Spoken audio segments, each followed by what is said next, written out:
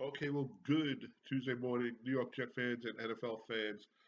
It is February 15th, 2022, 7 a.m. And unfortunately, the 2021-2022 NFL season has come to an end. Um, if you're a Los Angeles Rams fan, you are on a high right now as your team won Super Bowl 56, 20 to 17 in LA. Even though I think the crowd was really mixed. It wasn't a predominant overbearing Los Angeles crowd, which I thought was great. Bengal fans were able to get down there and represent that they were loud and proud. If you're a Bengal fan, you're close. You were very close. Um, Unfortunately, some calls did not go your way. Unfortunately, the refs got involved a little bit, and I'm going to hop on that just for a second. For most of the game, now the first thing, the very first thing that I have to laugh about is the first penalty of the game is called for somebody coming off the bench. And if you're that player, you got to know better. You got to know better. And that that penalty cannot happen. I understand it's a big game. I understand you're excited, but I believe it was after a Bengal interception. Um, One of the players came off the bench. He's not even dressed. He's not playing the game, and it cost them 15 yards. Uh, there were, I got to say, both teams were disciplined. It wasn't until late in the game where the referees started taking the handkerchiefs out of their pockets, so to speak. Uh, there was a missed call on the Cincinnati touchdown where it looked like the receiver actually grabbed the face mask of the defender, pushed off, and defender broke down, fell down, and the receiver was wide open for the touchdown. But on that final drive, that final scoring drive for the Rams, there was a few penalties. Some, yeah, you could call it. Some, I think, at that point on third down, you don't call it. Um, could have went either way. If you're a Bengal fan, that hurts. If you're a Ram fan, you say that the penalty should have been called. Um, both teams played well. Joe Burrow showed he could play in a big game. The offensive line was no match for the Rams' defensive line. They sacked Burrow 7 times, and that was a tremendous um, advantage for the Rams. Stafford threw 2 picks. One was not his fault. One was a mistake on his part. Burrow did not turn the ball over at all. Both quarterbacks sustained injuries. I believe it was in the second half. Burrow towards I think it was the fourth quarter. Both came back. Um, the biggest injury was to Odell Beckham Jr. He scored the first touchdown. He had 2 catches for 52 yards. He was ready to play. He was ready to go. And then on a pass, it looked like an innocent pass over the middle. He stepped, and you could see his knee just gave out. The report yesterday was he tore his ACL. He was gone for the rest of the game.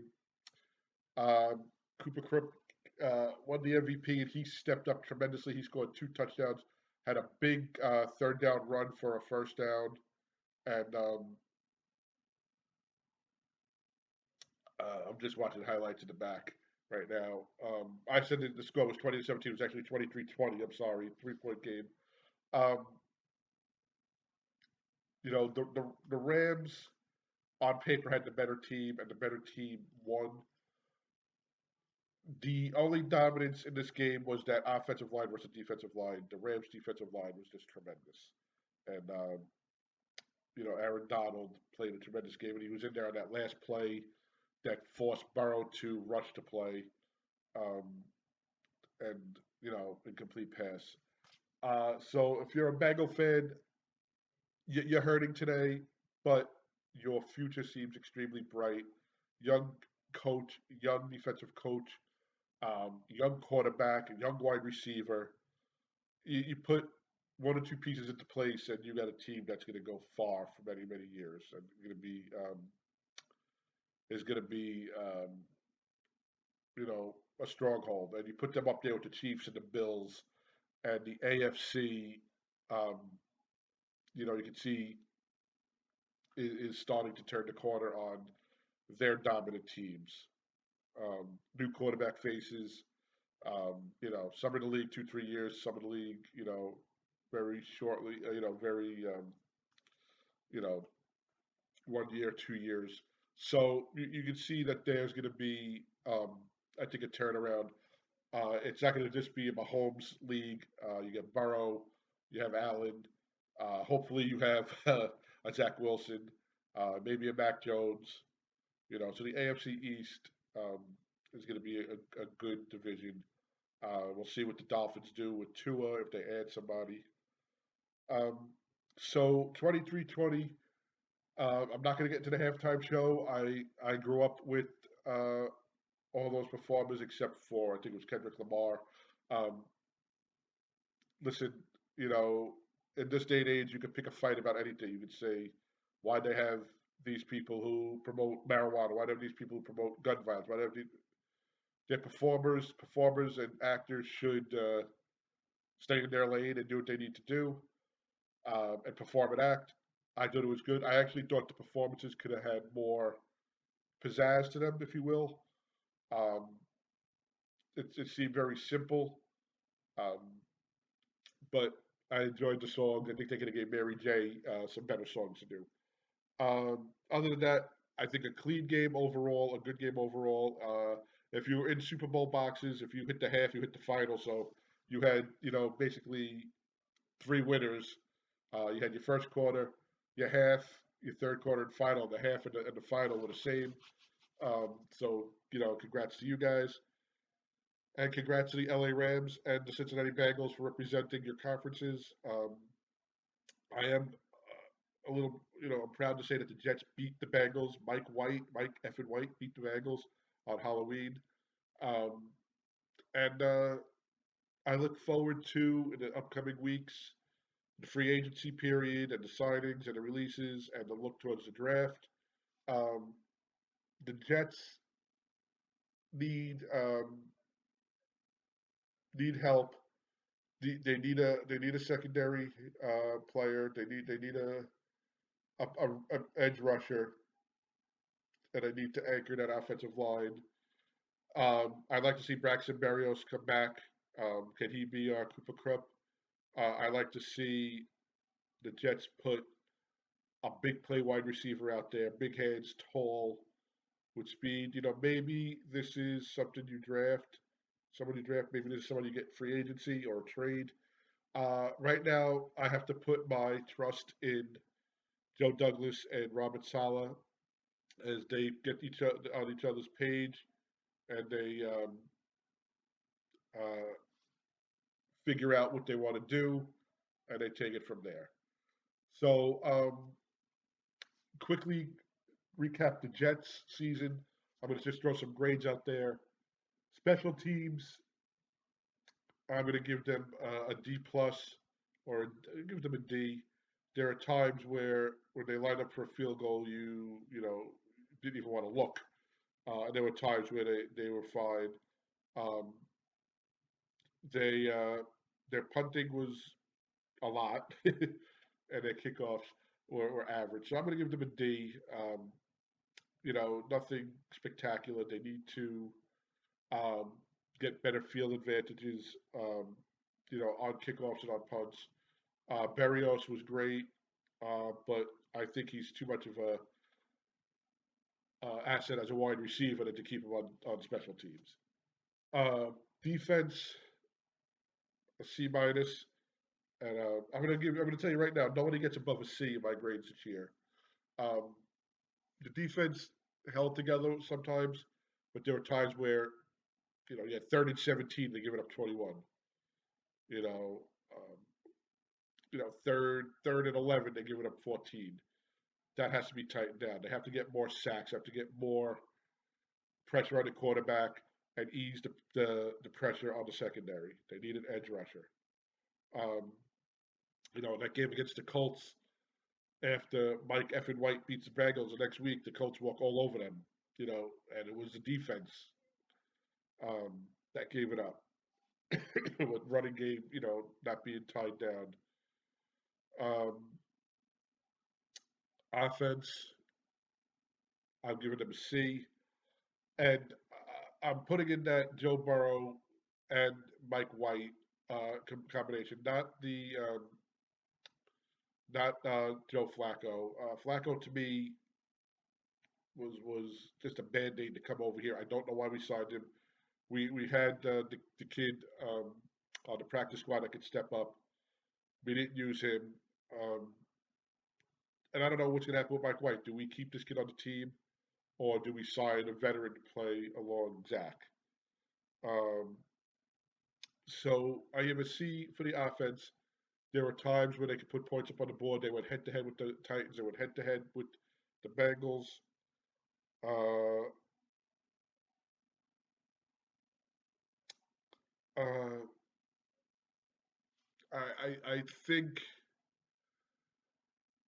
I think Zach Wilson can be an NFL quarterback.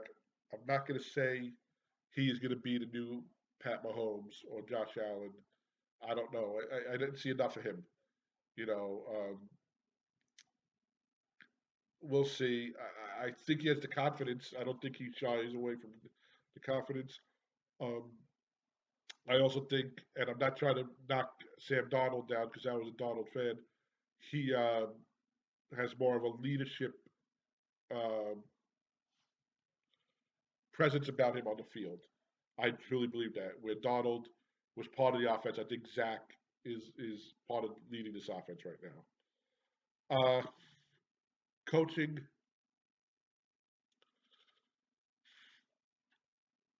I'm gonna go C minus.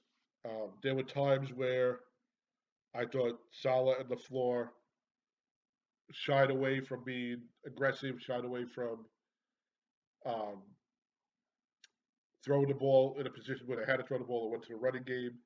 Uh, I think to protect Zach at this early stages of the quarterback, I think you need to throw him out there to the Wolves, let him see what he can do, how he reacts. But that kind of changed as the season went along. I think LaFleur and Zach did come together on the same page.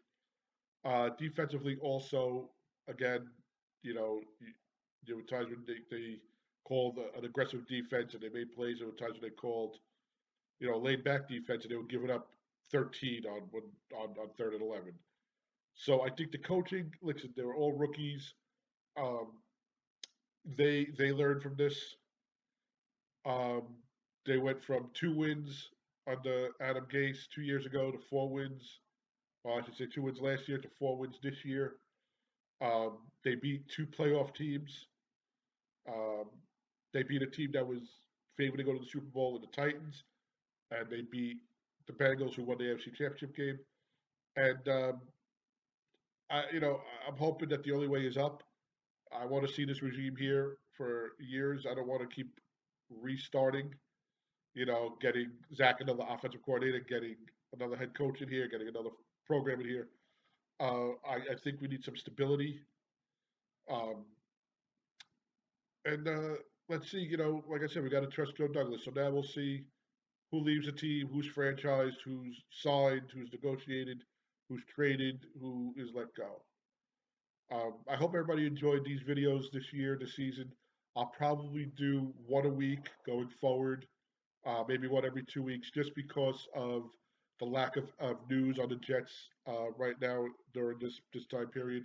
Probably towards the middle of March, we'll really get into it. I got to check the NFL calendar, but it was good to get back to the games this year. It was nice to get back to the games this year, see fans in the stands, be able to cheer for the team.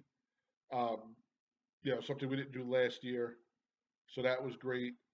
Please check us out. Let us know what you think of the videos.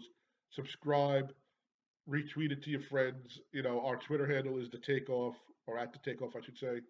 Our Facebook page is the Takeoff. It's a Facebook group. It's open to anybody to discuss. You can email me at thejetstakeoff@gmail.com. And of course, you can subscribe to this video, The Takeoff, Alex Pazziali. It's on YouTube. Um, and hopefully, we'll have some good times and some fun times to speak about. Send us your pictures from the season. You know, getting back into the groove with your tailgating and pictures. Maybe you have pictures with the team or pictures when you traveled. We'd love to see them. We are a tight bunch of Jet fans. Yes, some people complain about anything, and some people just think the Jets are going to go 17-0 next year. We try to keep it as realistic as possible. Um, I was reading, a couple of last few weeks that the Jets need to get to 9 wins next year, and that would be a tremendous accomplishment to get to 9 wins next year. So we shall see. We shall wait. 7 months before the first game. I think the first game is September 8th, so a little less than 7 months. But you'll see it goes quick. Before you know it, it'll be springtime. Um, the draft would have happened, and then you have mini camp and whatnot. So I hope everybody has a blessed day, a blessed week, whatever you want to call it, and rest of the week, and a great off season. And we like I said, we'll do videos from time to time before the draft, but we'll start ramping it up again during free agency and draft season. Stay safe, stay healthy, and be happy.